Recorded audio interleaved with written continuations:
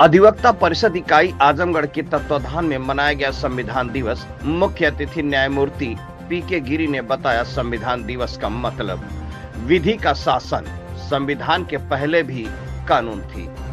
दिनांक 29/11/2025 को दीवानी न्यायालय अभिभाषक संघ आजमगढ़ के प्रांगण में अधिवक्ता परिषद काशी आजमगढ़ द्वारा संविधान पखवाड़ा संगोष्ठी का आयोजन किया गया, जिसका संचालन महामंत्री पीयूष राय व नीरज द्विवेदी ने किया, जिसकी अध्यक्षता विनोद सिंह ने किया, जिसमें मुख्य अतिथि न्यायमूर्ति पीके गिरी, उच्च न्यायालय इलाहाबाद व विशिष्ट अतिथि जनपद न्यायाधीश जयप्रकाश पांडे व मुकेश कुमार सिंह न्यायाधीश MACT रहे आजमगढ़ सहभागिता किया। वहीं मुख्य वक्ता अखिलेश अखिल भारतीय अधिवक्ता परिषद के राष्ट्रीय अध्यक्ष सत्य प्रकाश राय, अधिवक्ता परिषद काशी प्रांत के उपाध्यक्ष विजय बहादुर सिंह व अन्य लोगों ने संविधान पर विचार रखे। सिविल कोर्ट बार के अध्यक्ष व मंत्री वीरेंद्र यादव व नीरज द्विवेदी व अधिवक्ता परिषद के जिला अध्यक्ष विनोद कुमार सिंह, उपाध्यक्ष दिवाकर सिंह, पूर्व अध्यक्ष राधेश्याम मालवीय जी व अधिवक्ता परिषद के अन्य सदस्य गण व पदाधिकारी गण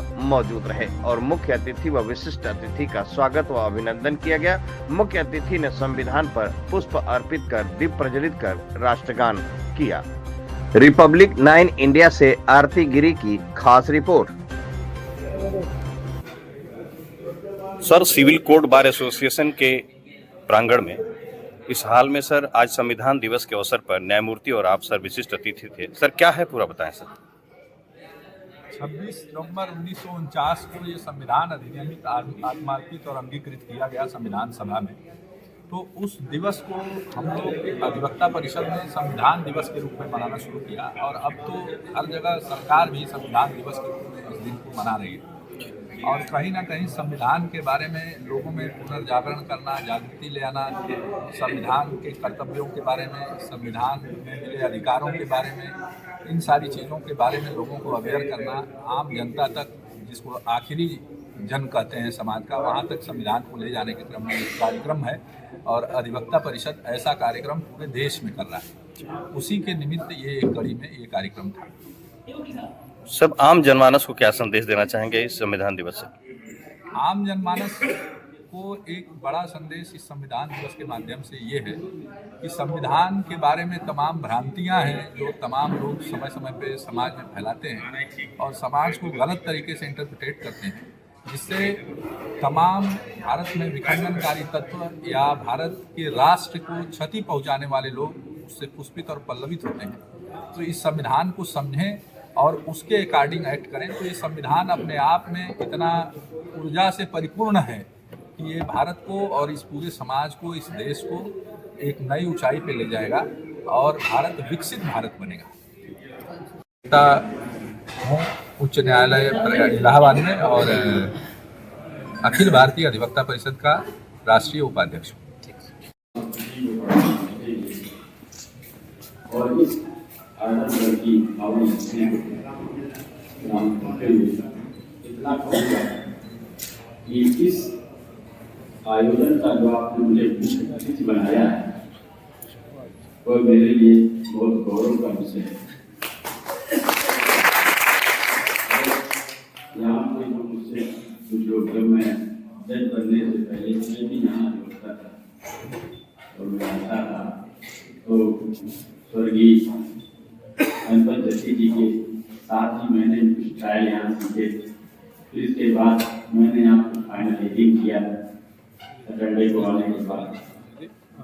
तो मेरे लिए भी एक तरह से एक कर्मभूमि है और अपने छोटे भाइयों को भी आशीर्वाद देते हुए सुझाव दूंगा। और सबसे बड़ी चीज, बिना माँ शक्ति के कुछ हो नहीं सकता, तो माँ शक्ति को भी गुलाम करता हूँ। साथियों, भाव का विचार है, इसी धरती से मैं आज यही भाव करते हैं। सबसे बड़ी चीज यह है कि किस विषय पे हम बुलाया है संविधान दिवस पे। कई चीजें हमको सोचना चाहिए, संविधान दिवस क्यों कहते हैं, क्यों उस दिन को याद करते हैं। याद इस वजह से करते हैं, उससे पहले गुलाम कहे जाते थे। गुलाम क्यों कहे जाते थे? कोई विधि का शासन नहीं था। उससे पहले हमारे पास था एक परिकल्पना थी कि राम राज्य की, जो आज हम संविधान के माध्यम से चाहते हैं कि विधि का शासन हो। उस समय भी राम राज्य में भी यही सोचा जाता था। इंसान के साथ तो छोड़िए, जानवर की संज्ञा दी जाती थी, जानवर के उदाहरण दिए जाते कि बाघ और बकरी के साथ जीते थे। तो आप सोचिए कि राम राज्य की बात आज भी हम अपने संविधान के माध्यम से देखते हैं कि आज भी हम वही परिकल्पना करते हैं, कोई जीव जंतु या पेड़ पौधों के साथ भी इस तरह के अत्याचार ना करें। उसके लिए भी हमने कानून बनाया, इंसान के साथ साथ जानवर के लिए, पेड़ पौधों के लिए। जो क्वेश्चन उठता है कि क्या संविधान से पहले कोई कानून नहीं था? हम कहते हैं संविधान दिवस से पहले भी तो कोई कानून रहा होगा। और फिर होता है कि संविधान का मतलब विधि का शासन। तो विधि क्या है? कहते हैं the rules we make to regulate a society that is called law. जो हम नियम बनाते हैं अपने समाज को चलाने के लिए, वही एक विधि का रूप होता है। तो क्या उससे पहले कोई कानून नहीं था? हाँ, व्यक्ति का कहा जाता है व्यक्ति के कर्तव्य होते हैं। कर्तव्य जहाँ होते हैं, अधिकार स्वतः मांगना नहीं पड़ता। अगर आप कर्तव्य कर रहे हैं तो आपके अधिकार का हनन होगा ही नहीं। तो कर्तव्य आपके नैतिक कर्तव्य होते हैं, आपके विधिक कर्तव्य होते हैं। और आपका जो संविधान की बात करते हैं, मौलिक कर्तव्य उसमें, और मौलिक आपको अधिकार जो संविधान देता है, जो आपके पास मौलिक अधिकार है, तो आप फंडामेंटल राइट कहते हैं, वो आपका राइट वस्तु आप बर्थ नहीं है, जन्मजात नहीं है। जन्मजात को मानवाधिकार मिलता है, विधिक अधिकार मिलता है आपको विधियों से, लेकिन आपको मौलिक अधिकार मिलता है उस संविधान प्रदत्त है। जो आपके अधिकार हैं, जिसको आप कहते हैं हमारे फंडामेंटल राइट का वायलेशन हो गया, वो वायलेशन तब आप करते हैं जो संविधान ने आपको प्रदत्त किया है। तो संविधान द्वारा भी आपको कुछ प्रदत्त अधिकार है जो कुछ समय नहीं होते थे। क्यों नहीं होते थे? क्योंकि जब हम भारत, जब हम संविधान की पहला वर्ड देखते हैं तो उसमें लिखा है प्रियम्बल। जो प्रियम्बल का फर्स्ट वर्ड है हम भारत के लोग। पहले हम कहते थे ब्रिटिश इंडिया, और भारत के बाद संविधान भारत। श्री पीके गिरी साहब, हमारे मंच पे बैठे संघ के अध्यक्ष जी और अधिवक्ता परिषद के पदाधिकारी हैं, और मेरे समूह बैठे वरिष्ठ, मेरे अग्रज, अनुज और दोस्त अधिवक्ता बंधु, आज हम लोग संविधान दिवस के कार्यक्रम के लिए यहाँ आए हैं। संविधान 1949 की लास्ट लाइन है। आज दिनांक 26 नवंबर 1949 को इस संविधान को नियमित अंगीकृत और आत्माकृत करते हैं। तब से लेके अब तक अनवरत इस देश में काम कर रहा है सक्रिय।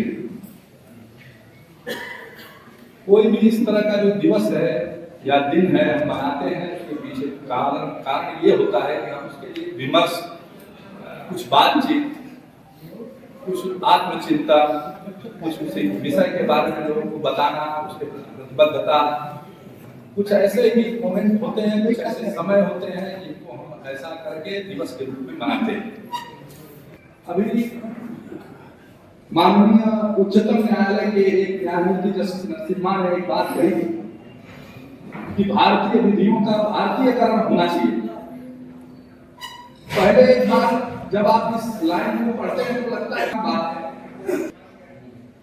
सवाल बहुत बड़ा है, उसको हम लोगों को समझना पड़ेगा, उसके बारे में चिंतन। जैसे भारत की जुडिशियरी में आप देखेंगे, अभी कुछ दिन पहले सेम सेक्स मैरिज को लेकर कितना बड़ा चिंतन हुआ। इस देश में जहां इतने सारे महत्वपूर्ण विषय वो शायद इस बात को बोल रहे थे कितनी गंभीर बात की शायद को न समझे हो, लेकिन न्यायमूर्ति अधिनायक जय भारत भाग्य विधाता, पंजाब सिंध गुजरात मराठा द्राविड़ उत्कल बंगा, विंध्य हिमाचल यमुना गंगा उच्चर जलधि तरंगा, यमशुयता में जागे तब शुभ आशीष मांगे। माता की जय, भारत माता की जय, वंदे मातरम, वंदे मातरम।